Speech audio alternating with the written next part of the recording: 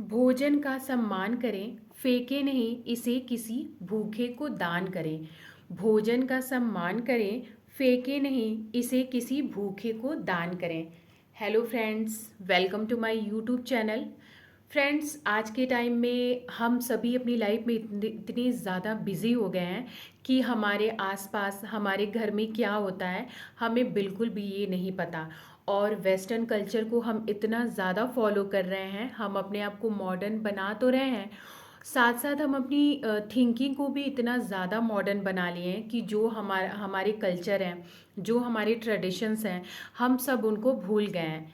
हिंदू धर्म में जो हमारा सनातन धर्म है उसमें हम भोजन को अन्नपूर्णा की दर्जा दी गई है, यानी भोजन को हम भगवान मानते हैं।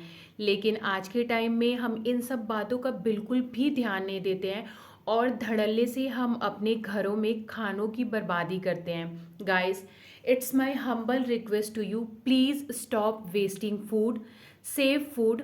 आपको अंदाज़ा भी नहीं होगा कि आप दुनिया में कितने लोग हैं जिनको एक निवाला भी नहीं मिलता है खाने को। और अगर मैं आपको आंकड़े की बात करूं तो भारत में गाइस हर 5 सेकंड पे किसी एक बच्चे की जो होती है वो भूख से मौत हो जाती है। आप इमेजिन कर सकते हो इस चीज़ को। तो कम से कम अगर आप अपने लिए नहीं तो दूसरों के लिए सोचिए, दूसरों के बारे में सोचिए। सड़कों पे हज़ारों लाखों लोग ऐसे हैं जिनको एक निवाला तक नहीं मिलता है, वो रात में ऐसे ही बिना खाए सोते हैं। बच्चे जो हैं, लाखों बच्चे जो हैं वो कचरे के डिब्बे से निकाल के खाना खाते हैं क्योंकि उनके पास कोई भी रिसोर्स नहीं है। गाइस, प्लीज़ अपने आसपास के लोगों को बताइए, घर में अपने बच्चों को समझाइए कि हमें खाना वेस्ट नहीं करना चाहिए। जितना आपको खाना है, जितना आपको ज़रूरत हो आप उतना ही लीजिए। आजकल हम क्या करते हैं, आप देखते हो सबके घर में डोमेस्टिक हेल्पर हैं, सब लोग जॉब करते हैं, तो वो बिल्कुल ध्यान नहीं देते हैं कि उन्होंने कितना खाना बनाया, कितना फेंका, मतलब इन सब चीज़ों का ध्यान नहीं देते हैं। बच्चों को स्कूल टिफ़िन देते हैं तो मैं बहुत लोगों के घर में देखती हूँ कि बच्चे खाना वापस लेके आते हैं तो लोग उन खाने को डस्टबिन में डाल देते हैं।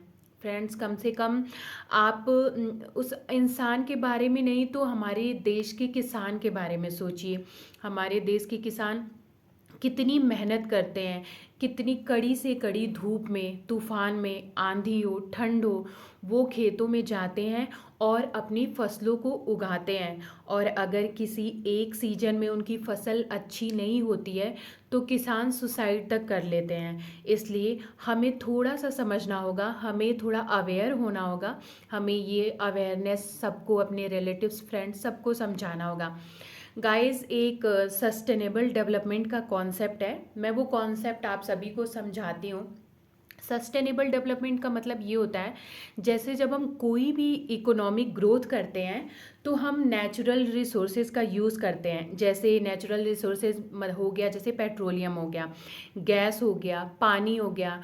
आप इमेजिन करो, पहले आपने आज आज से 50 साल पहले कभी किसी ने सोचा था कि हम पानी भी खरीद के पिएंगे? अगर तब हम लोगों से बताते कि हमें एक टाइम में पानी भी खरीद के पीना पड़ेगा तो कोई इस बात पे यकीन नहीं मानता। पर आज देखो, हमने पानी को भी इतना पल्यूटेड कर दिया है कि हम पानी भी खरीद के पीते हैं।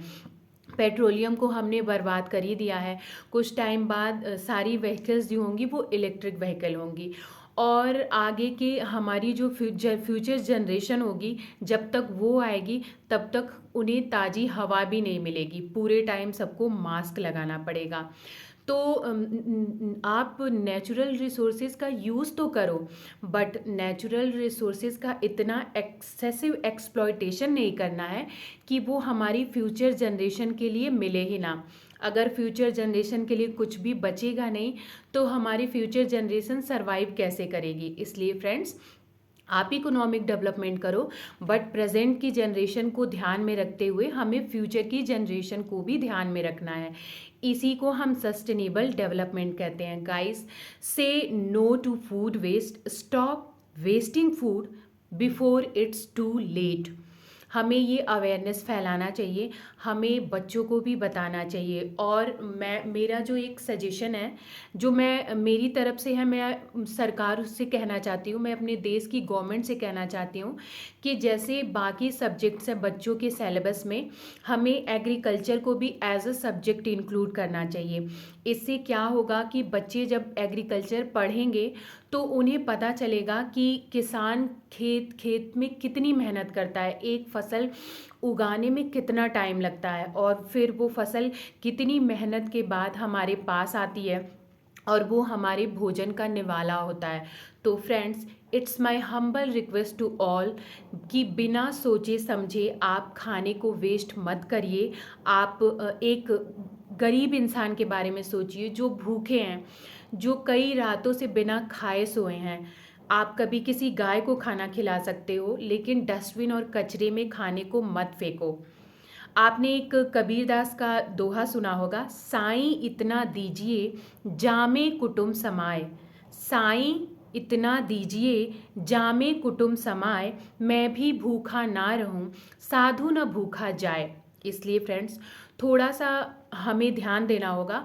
थोड़ा आप अपने बच्चों को ये भोजन की महत्व क्या है हमारे लाइफ में समझाइए, बच्चों को सिखाइए कि बच्चे, भोजन बहुत मेहनत से आता है। हमारे देश के जो किसान हैं वो खेतों में दिनों दिन रातों रात मेहनत करते हैं, तब जाके वो फसल एज अ भोजन हमारे रूप में आ पाती है। फ्रेंड्स, अगर मेरी वीडियो आपको थोड़ी भी इंफॉर्मेटिव लगी होगी तो please share, like, comment and subscribe my video. Thank you.